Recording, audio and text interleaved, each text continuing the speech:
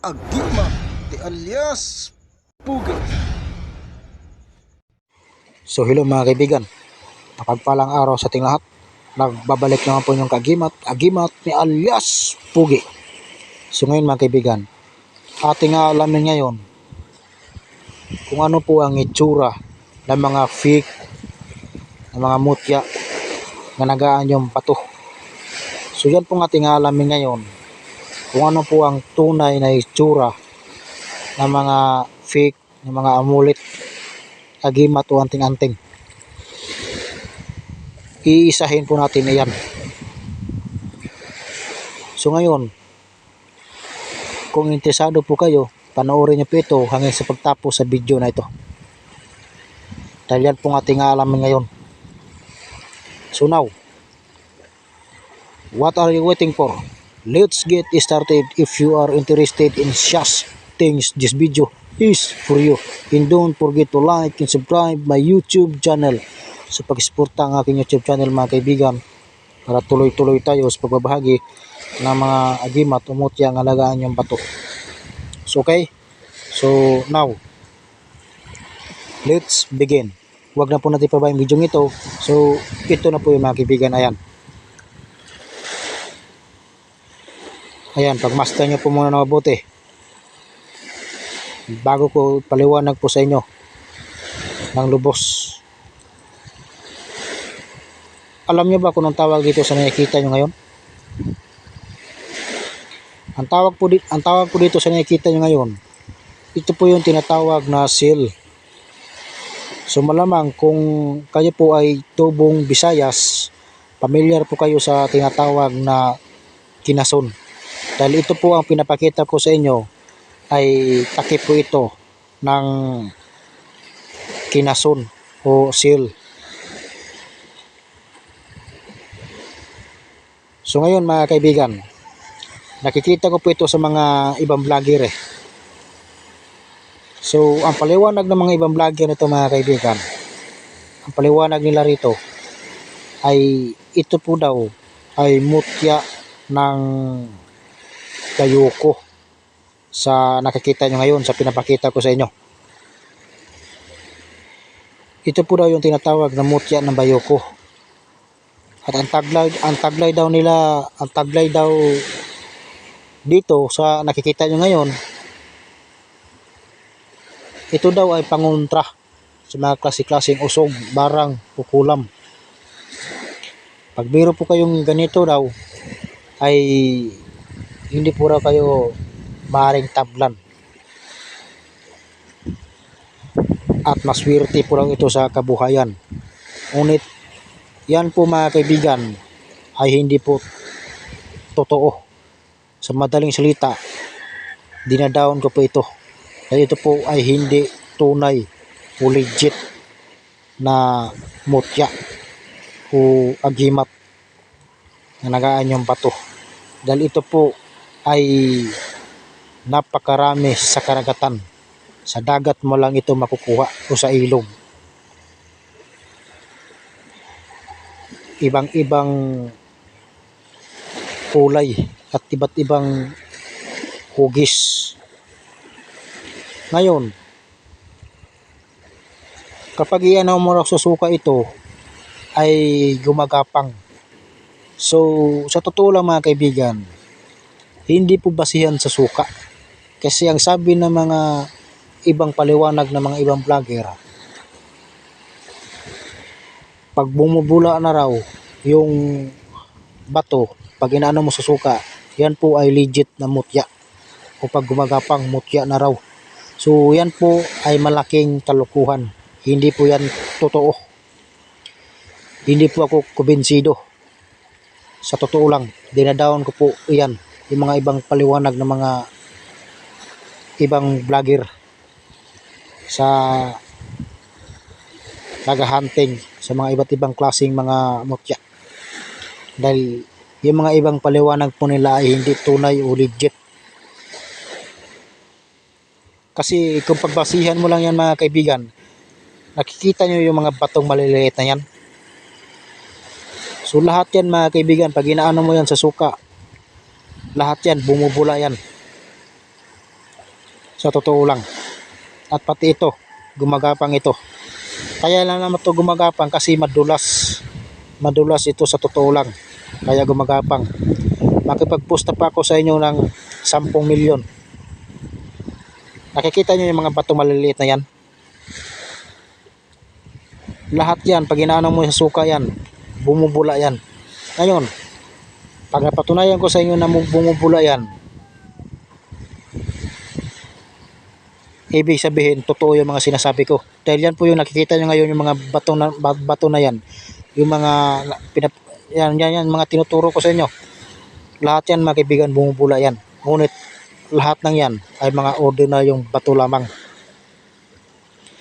Kaya hindi po basihan na bumubula sa suka. Sa totoo lang, makipagposta pa ko sa inyo ng mga milyon-milyon. Kung mayroong tatapat sa posta ko na 10 milyon. Ayan, nagpoposta pa ko sa inyo dyan. Lahat yan, nakikita nyo yung mga batong maliliit. Lahat yan, bumubula yan sa suka. Ngunit lahat ng yan ay hindi po yan mutya o agimat o amulet. Dahil lahat ng yan ay mga ordinaryong bato lamang. At pati ito, nakikita nyo yan ito, yung dalawang bilog.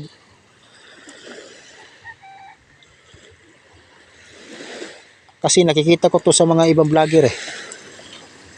Ang paliwanag nila rito, ito na yung tinatawag na mutya ng tubig. Ngunit ito po ay hindi rin po totoo. Dinadaon ko rin po ito. Dahil ito po ay hindi tunay o legit. Sa madaling salita, fake. Isa po itong piki. Dahil ito po nakikita nyo ngayon, isa lang po itong hulin. Pati ito yung bilog na maliit. Kung familiar po kayo sa Tandaway Light, yung takip, basagin niyo po yan. Meron po kayo makikita dyan na huli na maliit. At ganitong klase. Ito na po yung mga kaibigan. No? Ayan. No? Ayan. Ito daw ay mutya ng tubig. Ngunit yan po ay hindi totoo. Dahil ito po ay isa lang po itong hulin. Ito po, yan. Ang tawag naman po nila rito ay mutya ng sinag araw sa dagat. Yan, dalawang klase na yan. At ito naman po ay mutya araw ng ipo-ipo. At ito daw ay mutya ng tagusan. At ito yung na-i-vlog natin nung kahapon. Ngunit lahat ng yan mga kaibigan na pinapakita ko sa inyo ay mga fake, hindi tunay o legit na mga mutya na naganyang bato. Lahat po yan na pinapakita ko sa inyo ay dinadown ko. Dahil lahat lang yan ay mga fake.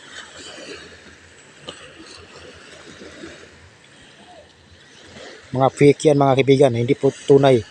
Kaya ang tawag po dyan sa pinapakita ko sa inyo ngayon, yan po ay mga corals.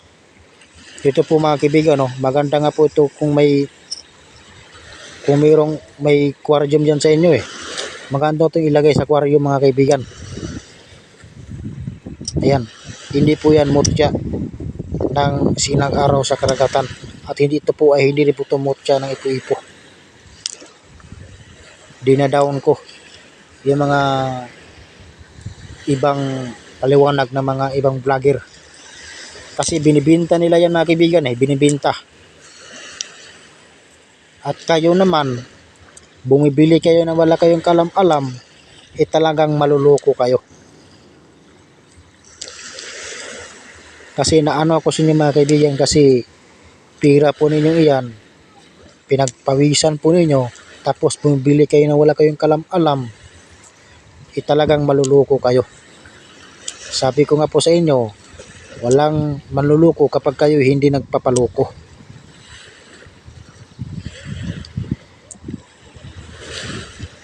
So Kasi yung mga ganyang tao mga kaibigan ay kulang pa yan sa kaalaman. Kasi ang tunay o legit na mga amulet ay wala po yung katulad. Hindi mo yan basta-basta makukuha na lang o makikita. Kung ikaw ay hindi karapat dapat, hindi mo yan makikita na ganon-ganon na lang kadali o mahanap o mahanting. Kasi inuulit ko po sa inyo, ang tunay o legit na mga amulet ay hindi mo yan basta-basta makikita na lang. Wala po yung katulad sa totoo lang. Kaya idinadawan ko po ito at pinapakita ko sa inyo ngayon dahil lahat ng yan ay mga ordinaryong bato lamang. Pati ito, bubula to sa suka eh. Kaya ang tanong, pag bubula ba sa suka, imotya na, patawag. Pati rin po ito, ang tawag nila ito, imotya na ng tagusan. Hindi porket na may butas mga kaibigan, matatawag na natin imotya ng tagusan. Kasi sa totoo lang, napakarami nito. Kung saan-saan mo lang ito makikita na bato na may butas. Ayan, kung saan-saan mo lang lugar yan makikita. Ibig sabihin, pag may butas yung bato, matatawag na natin na mutya ng tagusan. Huwag po ganun mga kaibigan, dahil kawawa po yung mga tao na bumibili sa inyo na walang kalam-alam, na lulukuhin nyo lang ng ganon-ganon na lang. Yan po ay mali. Mali po yan mga kaibigan, sa totoo lang. Huwag po ganon. Kahit nga yung bato na walang butas butasan mo lang eh. Ngayon kapag nabutas yan, matatawag na po ba natin yung mutya ng tagusan? Malaking kalokohan yan mga kaibigan, sa totoo lang. Kasi marami nito mga kaibigan kung saan mo na ito makukuha eh. Ayan, nakikita mo yung bato yan may butas yan. Kahit nga yung bato na walang butas butasan mo lang yan eh. Ngayon kapag nabutas yan, matatawag na ba natin mutya ng tagusan yan? So yan po mga kaibigan ay malaking kalokohan, malaking kasinungalingan yan. Hindi po tunay yan, hindi po legit. Dinadaon ko po yan, sa totoo lang. Makipagposta pa ako sa inyo ng 10 milyon. Kung tunay o totoo ito, isuot nyo po ito at iyanin nyo po sa inyong balat at kukuha ko ng totoong baril. Isuot nyo po ito, tapos iputok ko yung baril sa inyo kung kayo ba'y tatablan o hindi. Makipagposta pa ako sa inyo ng 10 milyon. Kasi hindi po basihan sa sa suka eh. Kasi gaya nga po nasabi ko sa inyo, ayan, nakikita nyo yung mga bato na yan, yung maliliit na yan, lahat yan ay bumubula yan sa suka pag inaano natin yan. Kaya hindi po basihan sa suka. Pati rin po ito, talagang gumagapang po ito. Gumagapang po ito kasi madulas. So ngayon, kung yun po yung paniniwala po ninyo, nasa sa inyo na yan. Ang may papayo ko lang po sa inyo, mga minamahal ko mga kaibigan, huwag po ninyong ibenta yan. Dahil yan po yung mga binibenta po ninyo ay hindi naman tunay o legit. Katulad ngayon sa pinapakita ko sa inyo. So ganito po ang itsura ng mga fake na hindi tunay ng mga amulet, agimat o anting-anting. Ganito po ang itsura mga kaibigan. Bukod dyan sa pinapakita ko sa inyo, marami pa yan mga kaibigan, marami pa yan. Dahil ang tunay o legit na mga amulet o agimat ay wala po yung katulad. Hindi mo yan basta-basta makukuha na lang o makikita kung ikaw ay hindi karapat-dapat na magtangan.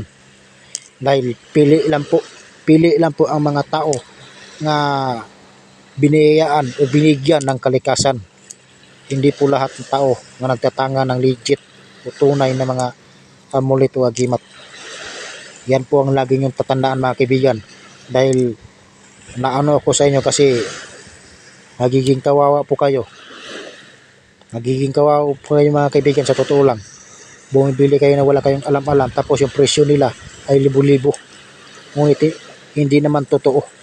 So ngayon kung totoo yung mga sinasabi nila, hahamunin ko sila ngayon. Itong nakikita niyo yan, ayan, nakikita niyo yung pinapakita ko sa inyo ngayon. Isuot nila yan. Kahit isuot nila yan, tapos kukuha ko ng totoong baril, tapos iputok ko sa kanila. Tingnan natin kung gaano katotoo yung mga sinasabi nila. So, naano lang kasi ko sa inyo mga kaibigan, kasi na ano ko sa inyo mga kaibigan sa totoo lang. Naawa po ako sa inyo mga kaibigan. Sa totoong buhay. Naawa po ako sa inyo kasi yung presyo po nila ay libo-libo. Tapos kayo naman bumili kayo na wala kayong alam. Kasi yung mga ganyang klase ng tao mga kaibigan, yan po ay kulang pa sa kaalaman, kulang pa sa turo. Alam niyo ba kung bakit po nasabi yan? Kasi po ako ay isang birtudis. Isa po akong birtudis mga kaibigan. Kaya gaya po nasabi ko sa inyo, nanonood din po ako sa mga ibang vlogger, sa lahat na nangangalap o naghahunting ng mga iba't ibang klase mga mutya. Oo, yung ibang nahunting nila, yung ibang nakita nila ay legit. Ngunit yung iba po ay hindi totoo, hindi tunay. Katulad ngayon sa nakikita nyo ngayon. Ayan, kasi inaaurahan ko po yan mga kaibigan Inaaurahan ko po yan kung totoo ba, kung tunay. Yan po yung totoo.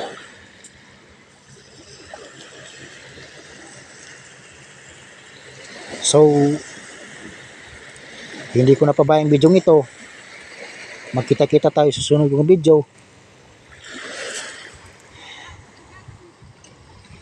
Thank you for watching. Take care to all and God bless natin. Thank you very much. Ako ang inyong Agimat ni alias Pugi.